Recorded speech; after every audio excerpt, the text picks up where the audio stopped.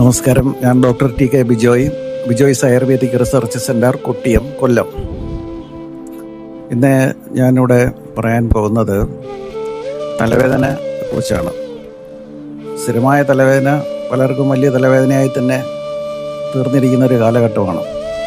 തലവേദന പല കാരണങ്ങളും കൊണ്ടുണ്ടാകാം. സൈനസൈറ്റിസ് കൊണ്ടുണ്ടാവാം, മൈഗ്രെയിൻ കൊണ്ടുണ്ടാവാം, ഇപ്പം ട്യൂമർ കൊണ്ടുണ്ടാവാം. അതുപോലെ പല കാരണങ്ങളും കൊണ്ട് തലവേദനകളുണ്ടാകും. ആയുർവേദത്തിൽ വാത സ്വഭാവത്തിലുള്ള തലവേദനകൾ, വൈദികമായിട്ടുള്ളത്, കവചമായിട്ടുള്ളത്, പിന്നെ പല രീതിയിൽ ക്ലാസിഫിക്കേഷൻസ് ഉണ്ട്.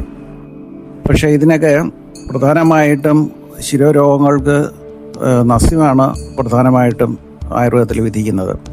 അപ്പോൾ അങ്ങനെയുള്ള ഒരു ശോധനക്രിയ കൂടാതെ നമ്മൾ ഗുളികൾ കഴിച്ച് രോഗം മാറ്റാൻ സാധ്യമല്ല. ഗുളികൾ കഴിക്കും തോറും തൽക്കാലം കുറയുകയും സ്ഥിരമായിട്ട് രോഗം കൂടി വരികയും ചെയ്യുകയാണ് ചെയ്യുന്നത്. അതുകൊണ്ട് ക്രോണിക്കായിട്ടുള്ള രോഗങ്ങൾക്ക് ശോധന ചികിത്സ കൂടാതെ ഉള്ള ഗുളിക കഴിപ്പുകളൊന്നും തന്നെ ഫലപ്രദമായി തീരുകയില്ല. പലരും അതിൻ്റെ സ്പെഷ്യൽ ട്രീറ്റ്മെൻറ്റൊക്കെ ചെയ്ത് നോക്കും, പക്ഷെ മാറാതെ വരും. പിന്നെ എന്ത് ചെയ്യണമെന്ന് അറിയാൻ വയ്യാതെ വരും. ചിലർ ഞെർവൊക്കെ മാറ്റി വയ്ക്കണമെന്ന് പറഞ്ഞ് ദുഃഖിച്ചിട്ടുള്ള ആളുകൾ പോലും പിന്നെ നസ്യമൊക്കെ ചെയ്ത് ഞെർവൊന്നും മാറ്റാതെ രക്ഷപ്പെട്ട ചരിത്രങ്ങളുണ്ട്. അതുകൊണ്ട് ശിരോരോഗങ്ങളിൽ പ്രധാനമാണ് ഈ തലവേദന.